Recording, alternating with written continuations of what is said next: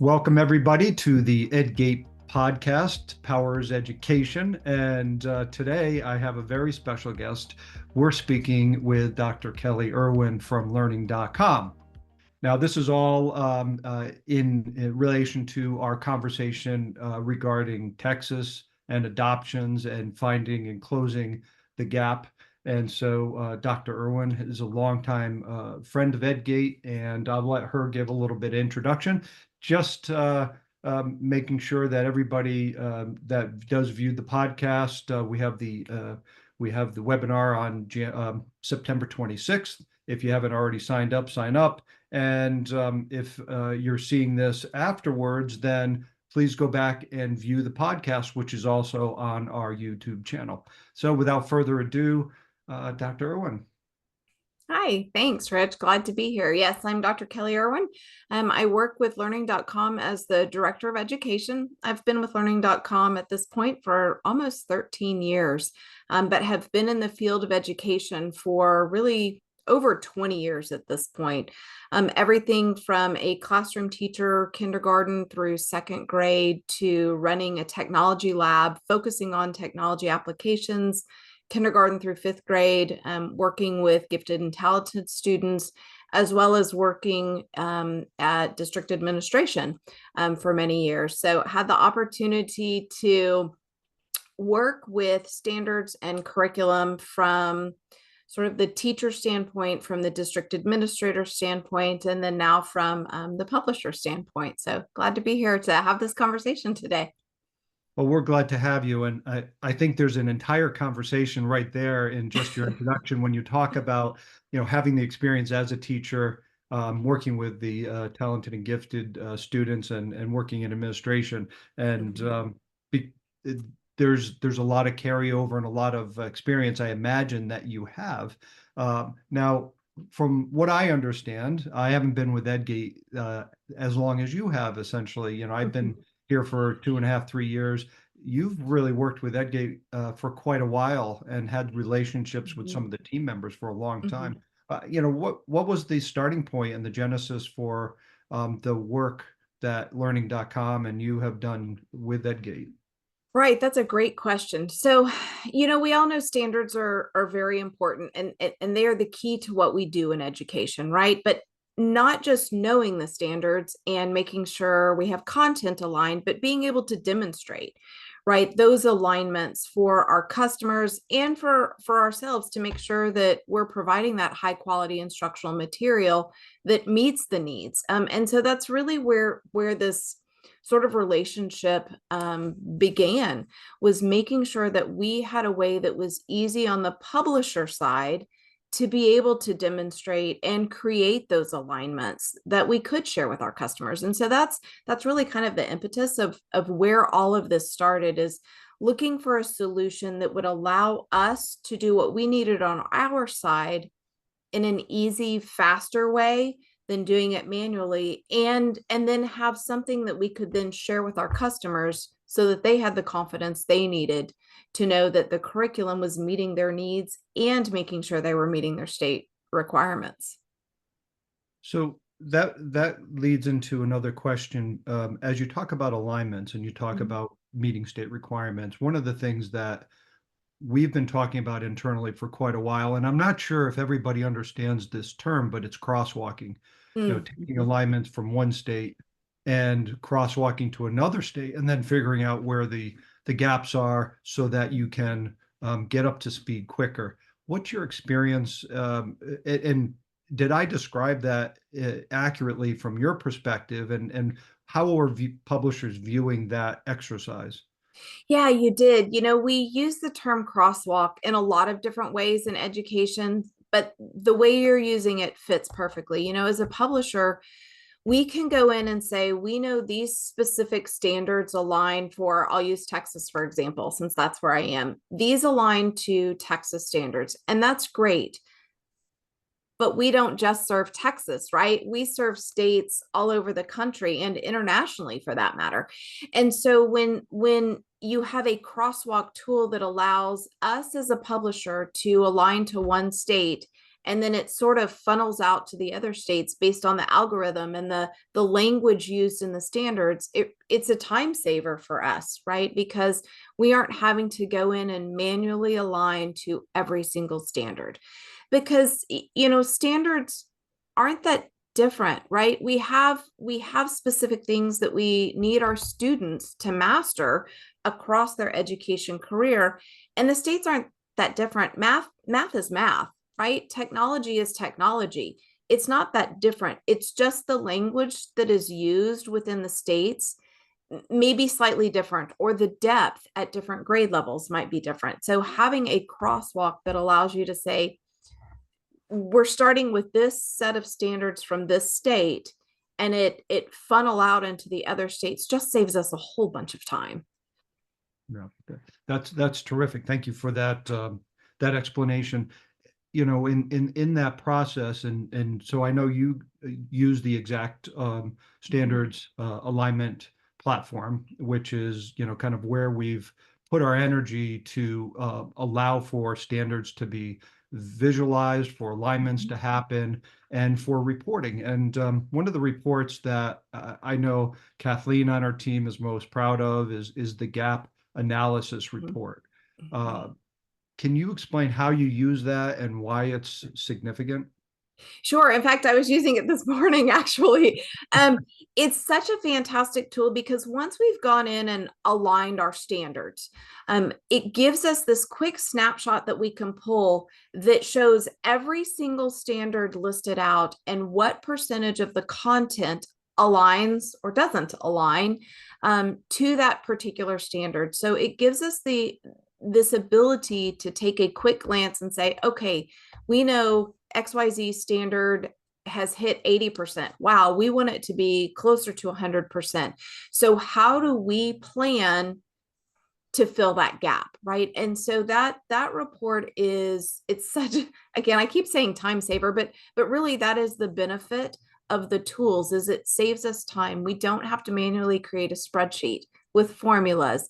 You all have done the back end work so that all we have to do is go in, click a few buttons, select a few filters, and there you have it. And it really is a tool that has helped us, especially even in the most recent Texas adoption, right? We were able to go in and pull that report very early on to see where we had gaps in our content, based on what the proposed new standards were. So it was fantastic to be able to work with EdGate and say, hey, here are these new proposed standards. They may not be implemented yet, but we need some information to help guide us, right? And so it was great to work with you all to get those standards added into the tool sooner than they normally would have been, so that we could run this analysis and quickly identify areas where we might need to build new curriculum to meet these new standards. So that's another great way that tool has been helpful. That's a terrific example, and certainly it reinforces the message that we want to bring to market, which is that we're helping to power education, and try to provide meaningful tools. It's not just about, selling something. It's about, how do we really solve some of these challenges? Because the bottom line is we have 50 independent fiefdoms here in the US that all are operating in a unique and different fashion, and we have to adopt to that. And as publishers, it's not easy to try to play out 50 different scenarios. And so if we can help to bring some understanding to that.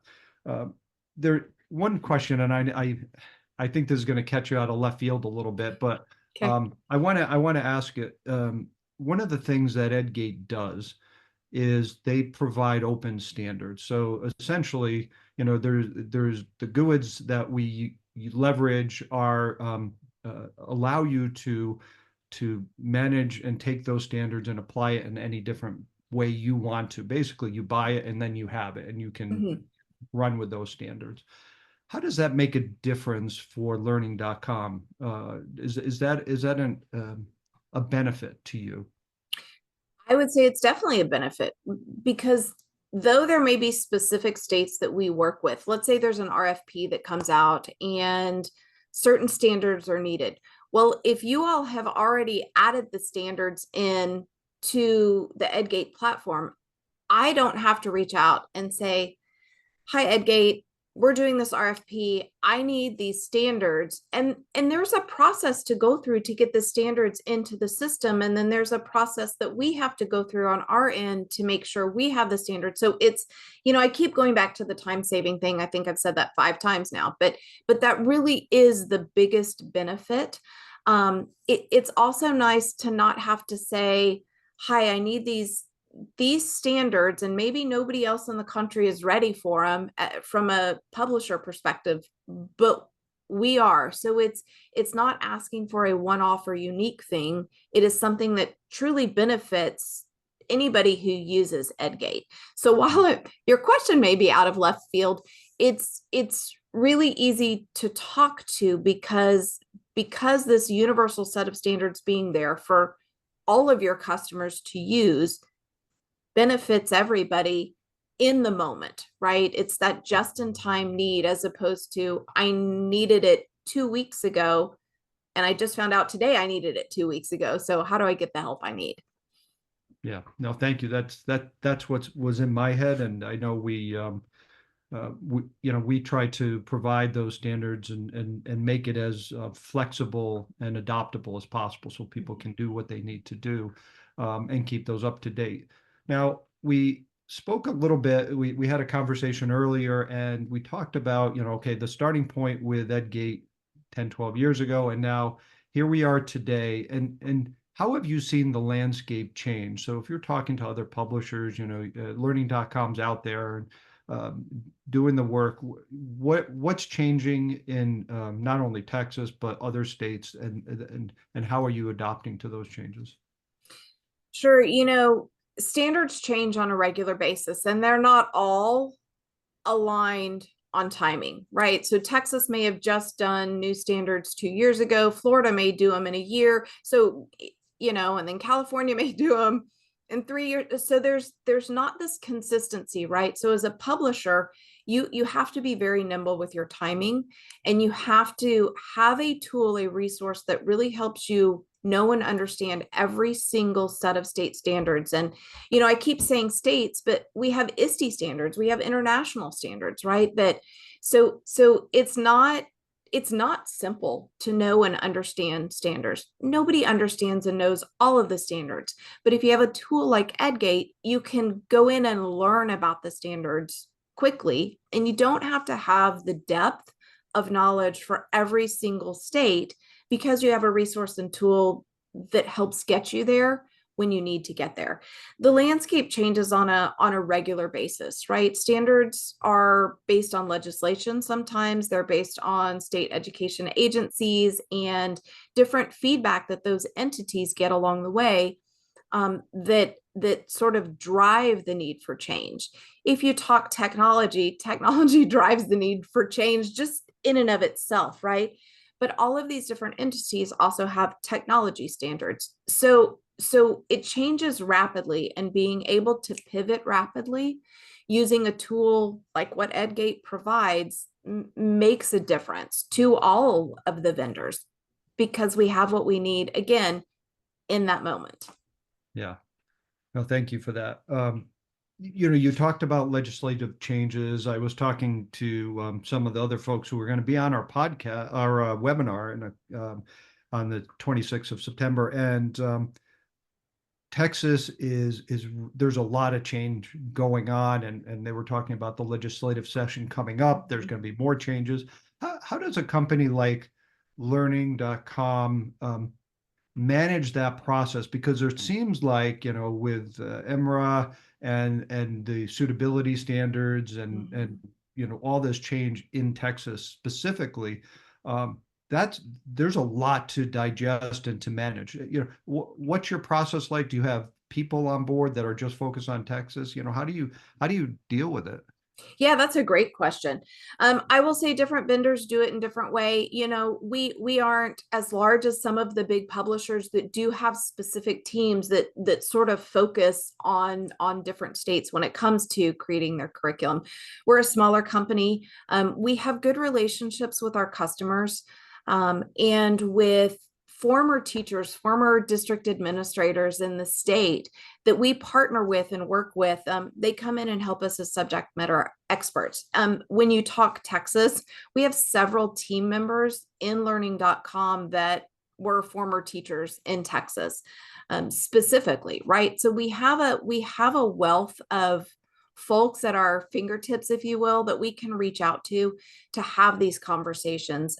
Because of the relationships that we have built with our district partners throughout the state, we often reach out to them and say, hey, we've heard this is coming, or hey, we know this is a pain point that you have.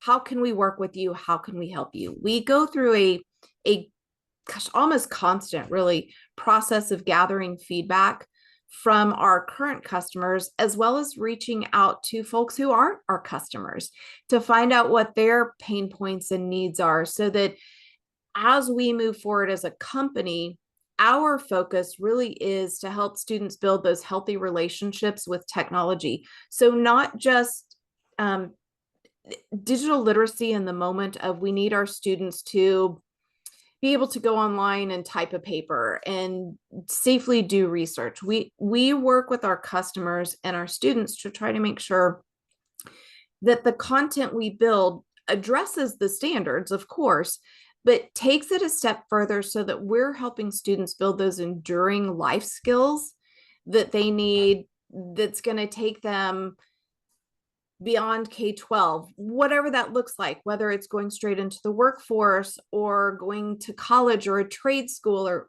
whatever it is. And having the access to EdGate and the ability to look at the standards holistically, it makes such a difference in all that we do. But that allows us to have these deeper conversations with customers and people internally to help us get what we need in order to provide what our customers need. Wow, it's there's so much going on, and there's a lot there. When you talk about the students and allowing them to build out these skills, and some of that is embedded in the standards, some of that isn't, but you're really kind of Mm-hmm. taking a looking glass approach, trying to go deeper into it. And I think that's fantastic. There's another side to it, because if we're going to provide curriculum to states, and we're going to be a viable entity, Texas, I'm just going to use that example, is putting up these, they're barriers to some extent, or hurdles that we have to get over. So there's a business development process, and learning.com, they're not, you're not there to do it as a charity. You have to make Sure. money, you have to grow your business, right? So I think there's that challenge that trying to provide the best possible curriculum, trying to meet the standards and the requirements that exist, but also continue to grow your business so that you're thriving. And if you're thriving, you can provide better value and more substance to your clients, right? So Mm-hmm. That dichotomy, do you have like a counterpart on your team or someone you work with from business development to say, this is how we're going to approach it? So, we're not just, meeting, the level requirement, but we're trying to go a little beyond, and we're trying to grow a little bit. How do you look at? Absolutely. That's interesting that you asked me that question. We just released a new learning pathway for students on Tuesday, actually, that sort of spawned from exactly what you're talking about, right? So we do have a team that is regularly looking at the market, talking to our customers, and again, talking to folks who aren't our customers, and truly trying to dive in and see what their needs are. And this particular thing, learning path that I'm talking about, we realized from having these conversations that customers sometimes want a pathway that doesn't necessarily give a survey of all digital literacy skills, but really hones in and focuses on digital safety, right? So we created a new pathway that, again, like I said, was just released on Tuesday, that is focused on the CIPA requirements that help districts get E-rate funding, but take it a step further. So it's not just a handful of items that are CIPA, they are truly curated pathway of items that students can go through and complete. In some cases, it's student-led, asynchronous. In some cases, it's teacher-driven. But these items take students through a pathway of really setting a good, solid foundation so that they're safe online and they understand cyberbullying and how to interact with the internet and safely, right? And how to communicate online. And so by working with our group that does what you just asked of really reaching out to the market and understanding the needs, we went down a path of very quickly being able to create a resource, if you will, a learning path that allows districts to get students where they need quickly, but also can extend over time so that students understand that online safety, digital citizenship, they aren't oh, we're going to do it in the month of October or at the beginning of school. It filters throughout the whole school year so that students are learning that this is an always important set of knowledge and skills, as opposed to I hate to say one and done, but sometimes that's what it turns out to be. So that was really an interesting question. That's funny timing that you brought that up. But we do have a team that works on that regularly to try to make sure we are able to grow the business from a profitable standpoint, so that obviously we can stay in business, but do it in a way that is meeting those urgent needs of customers and non-customers that we hope someday will become customers. That's right. No, I think we take a similar approach. Obviously, EdGate is focused on the middle user. We're focused on folks like you. So it's a B2B versus a B2C kind of function. But it's getting that active feedback and trying to anticipate needs and trying to build out tools and solutions that really allow companies like learning.com to be ahead of the game rather than being reactive, so you can be proactive towards whatever it is you need to do so you can be successful. And that's why we like to have these kinds of conversations. We learn a lot, and then we can continue to develop those tools that help to power the marketplace. So thank you.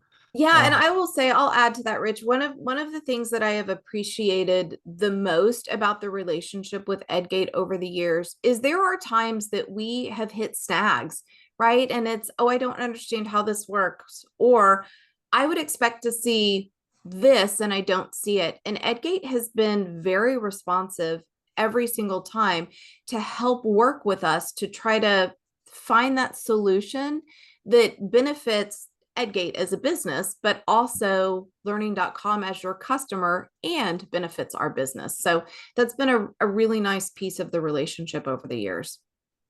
That's outstanding. And it seems to me, having worked with these folks for the 2.5 years or so, is that's the kind of team it is, the kind of people, mostly former educators. They get it, they understand the challenges, and they want to be responsive and helpful. So I appreciate you saying that.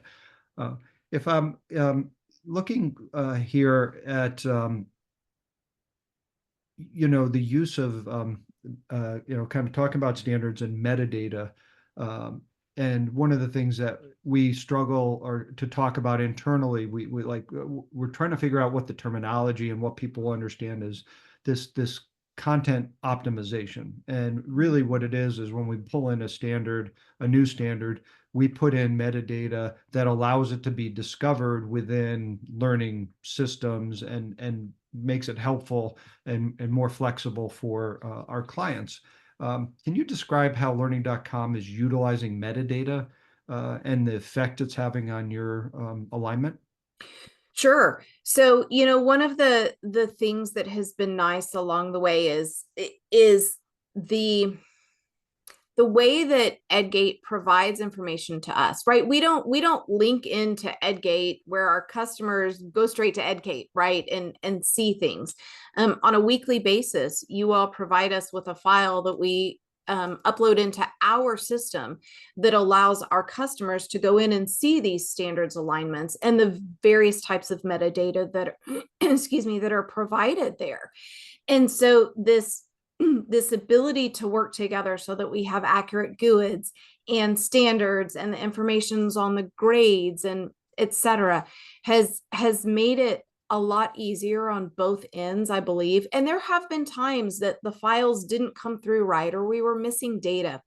But again, it's such a great communication between the two companies that when we run into those glitches along the way, you all are really fast and quick at providing the new file or updating or recognizing where maybe the two systems aren't talking together correctly through the spreadsheet files that are provided and things like that. But yeah, the metadata is of huge importance to us because we not only know the state, we know the standard at the standard level, we know the student expectations. So from high level to the deepest, lowest level of the standards, you all are providing us with what we need so that we can provide our customers with what they need. Yeah, no, that's great. Thank you. Mm-hmm. And when we do alignments, and everybody has different requirements for the type of alignment, some want it super tight, some want it a little looser, for different reasons. And I know that, having spoken to Gina and Kathleen about this a little bit, we try to provide that flexibility and find the right spot for the client. Mm-hmm. And so I would imagine for learning.com, as you go into new states, do you find there's a need for a lot of adjustment, or has the team kind of learned your requirements well enough that they get it, the system gets it right each time pretty accurately? It's pretty accurate each time. I think we've worked together long enough where EdGate has gotten to a point where you really understand the nuances of the depth that we need our standards to go to. Even brand new standards that come in, we'll use Texas again. So we have the new standards that were adopted in 2022 and implemented, this year for back to school season. And we just said, hey, we need these new standards added in, and you all understand how we work as a company. We didn't have to go back and forth and make sure things were added in or changed or modified.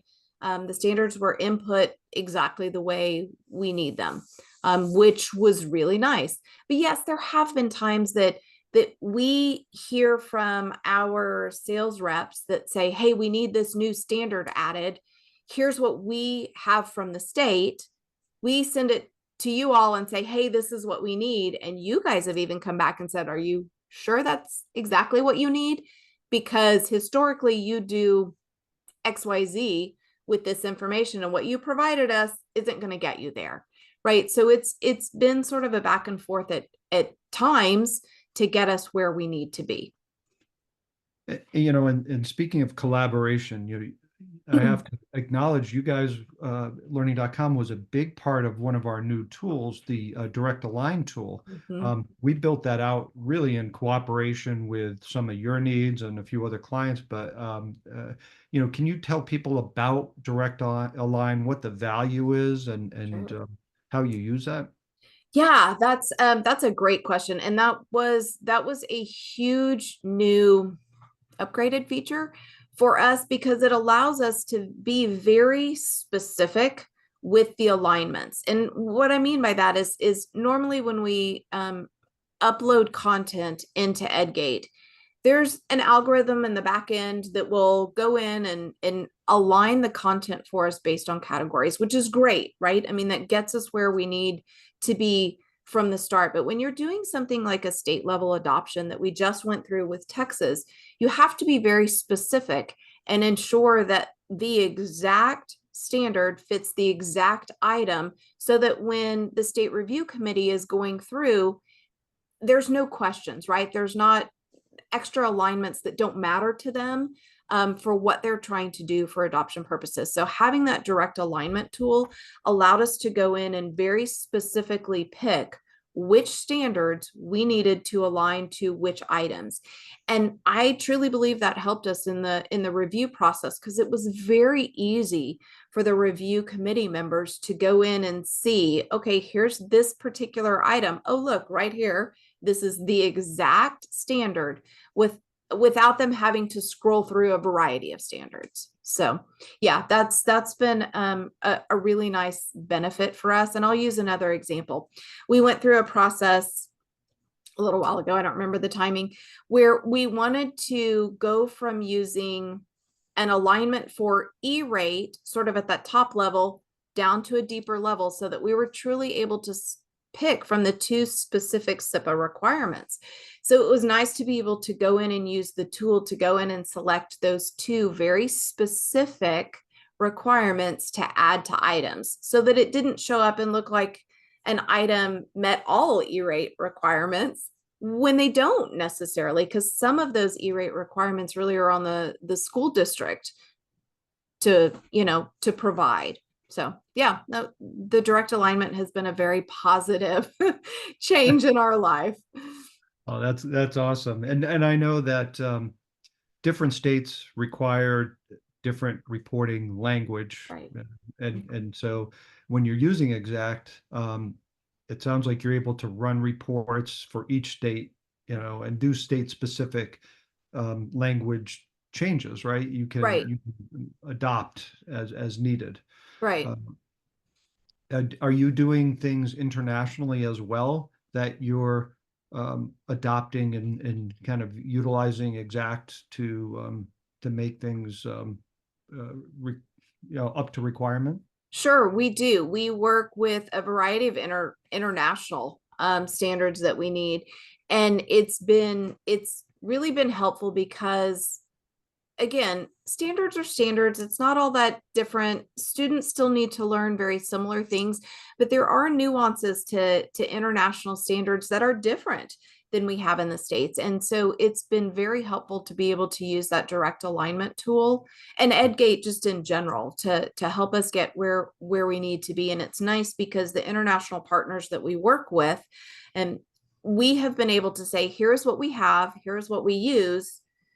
How do we need to modify or change this based on what about whatever international location they happen to be in? And it's been helpful to be able to do that so that we can make those quick adjustments. Again, I keep saying time saving, but that really is, in my opinion, one of the the best benefits to us using EdGate. Okay, thank you. One of the new things that we've done, and it's based on, I think, demand and what we saw in the market, is standards authoring. Mhm. So, I think you've had some experience with that, and again, some collaboration there. One of the things that Gina mentioned to me was that we were able to ingest learning.com's objectives Our and objectives. Hmm. right.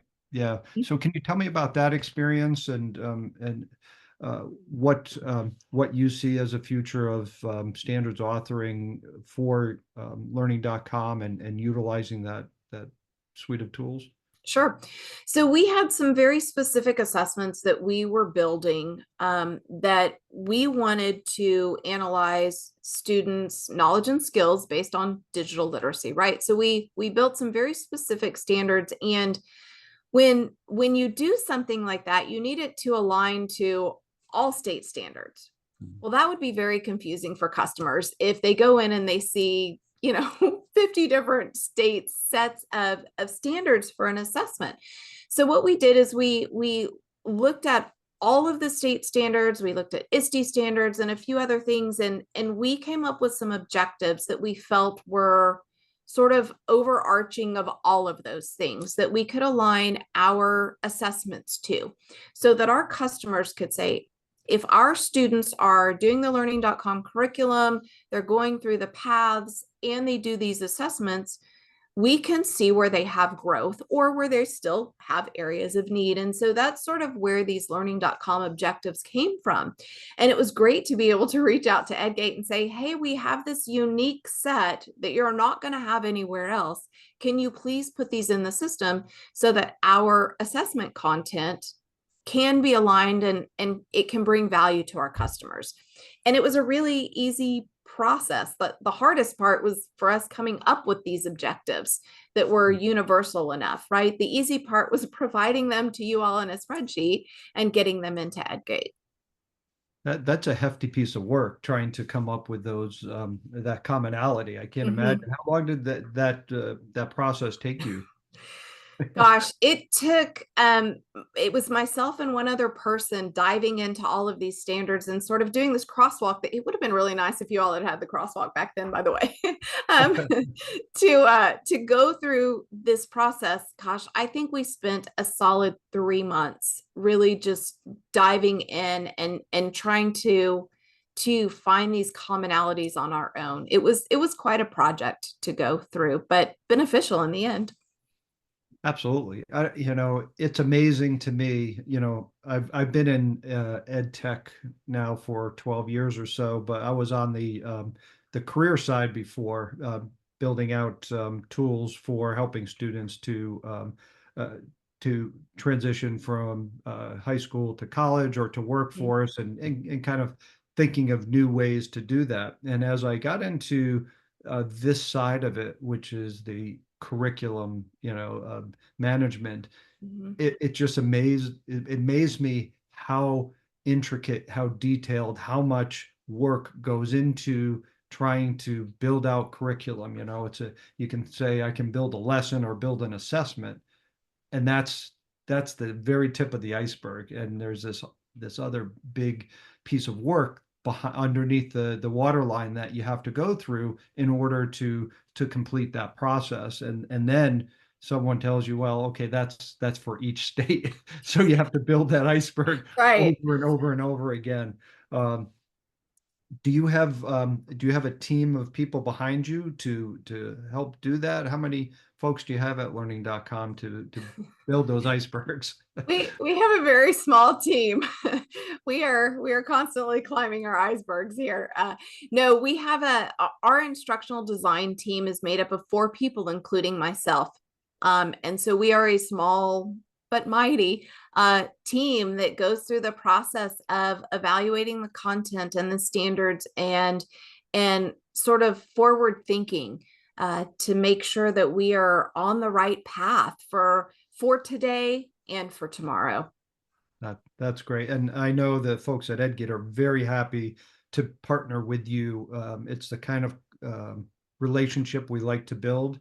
It's long term. Mhm. As you stated earlier, we start to understand each other's needs and requirements, and be able to answer questions for one another, and then evolve as a unit to some extent, so that you're finding success in the market, and we're making your job easier, and we can provide some of that to others as well. So we appreciate that commitment to what we do. So thank you. Um, so in you know as we as partners, I know we've done some training with your team, right, on the exact platform. Um, and can you talk a little bit about how that training occurred, and then how it translates to your sales team, and being able to pull reports? Because one of the things I like to go back to, as you can see from my earlier questions, is it's got to build business as well. It's one Mhm. thing to meet the requirements, but if you're not growing, then it's not fully meeting the demand of what our clients have. So, do you have different groups that are coming in there and doing things within the platform, and how do you train up that staff to best utilize the system? Sure, that's a great question also. So I was the first person trained, and that knowledge stayed with me for a while. And as we've built out this instructional design team, each time we have someone new come on board, it also feels like there's something new going on with EdGate, right? So it's kind of been this nice process of making sure each time someone has been added, we pull in and have training again. So even though I've used EdGate for many, many, many years, each time I go through the training, I am either learning something new because there's something new out there, or I'm being reminded of something that maybe I haven't used in a while because I've just gotten into my routine of doing things a certain way. So from that perspective, yeah, having the training has been really valuable to us. But beyond that, there are also resources that we can go access where we don't have to have a person give us training.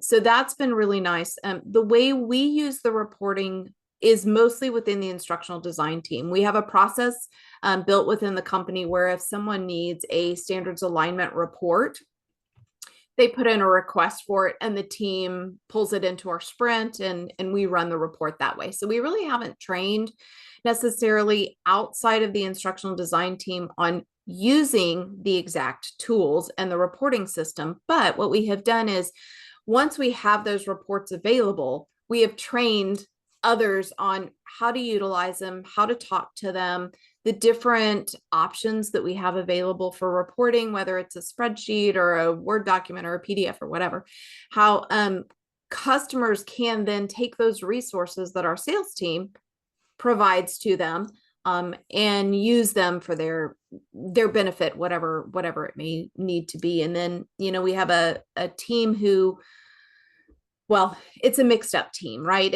It depends on what the RFP is and what state it comes from, but we pull different people into the teams. And then, of course, being able to pull standards alignments for that purpose as well. So again, we don't really have a whole lot of people going into Exact because we've kind of controlled that environment just a little bit.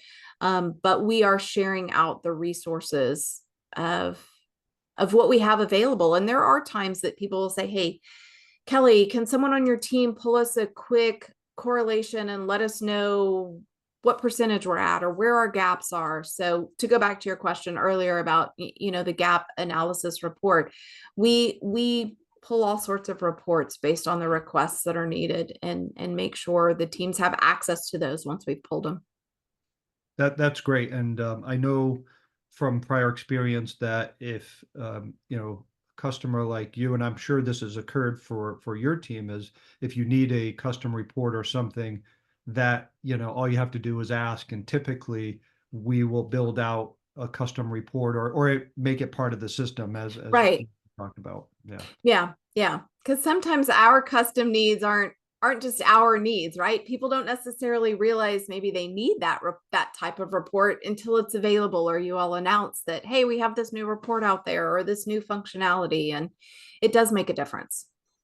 There's a saying our CEO, Peter Sibley, and it's funny, not a lot of our customers know about Peter. He's very quiet in the background. He's a real technology guy, and he was a former university professor. So, again, he has a education background, but he always says, high tide raises all ships. And he really means that sincerely. Like, whatever we're doing has to be a benefit to everybody. And it's not, he's not just trying to sell something. He's trying to create things that really have meaningful impact on the market. And so I think that's an example of his ethos that's reflected through the team and how it's kind of embedded itself in everything we do. Makes a difference. It really does. It does, and I'm grateful for clients like you and this industry, because it seems like people get it, they understand. Education is if you're going to be successful, you're thinking about that end user, thinking about the students, thinking about how you can better serve you know a broad audience, and so it's fun to be part of that. It's meaningful to be part of that. I'm going to ask, one last question. I'm curious about the CIPA requirements and how learning.com has been able to report and meet those requirements for CIPA. Sure. So, you know, part of our content is really focused on digital citizenship and cyberbullying and online safety and how to interact safely with the internet. And so what we've been able to do is for the specific content items that we have created that sort of fall in our online safety, digital citizenship topic focus, we have been able to take each of those items and analyze the objectives that are in those items, and then specifically go in and determine which one of those CIPA requirements it hits. And so in some cases, an item might hit both CIPA requirements. In some cases, it's, one or the other. So we've been able to go in and create those alignments within EdGate so that when we go in and do the reporting on our end, because we have specific reports that our customers can pull through our system, it pulls in directly and shows those items that we have aligned, instead of it showing E-rate has all of these different requirements and you're going to check the box that you meet everything with these items. No, it specifically calls out, because of that alignment we've been able to do, that you are meeting these two particular pieces along the way. So, okay, that's fantastic. Well, one of the things I want to give you an opportunity for any last words or thoughts that you have. I want to remind people September 26th, either, sign up for the webinar or watch the replay here on our YouTube channel. And check out some of the other podcast episodes that we've had on. But I want to thank Dr. Erwin for coming along today for sharing a lot of the information that learning.com and the practices that you're going through. It's amazing work that you're doing, and we're so glad to be a partner in that and support you. Any final thoughts that you want to share with the audience before we sign off today? I enjoyed the conversation today, Rich. Glad that you all invited me to join the podcast this time. And I too am looking forward to the webinar. So thanks. Fantastic. Well, we'll look forward to that, and have yourself a great day. Thanks, Doctor. Thanks. You too. Bye-bye.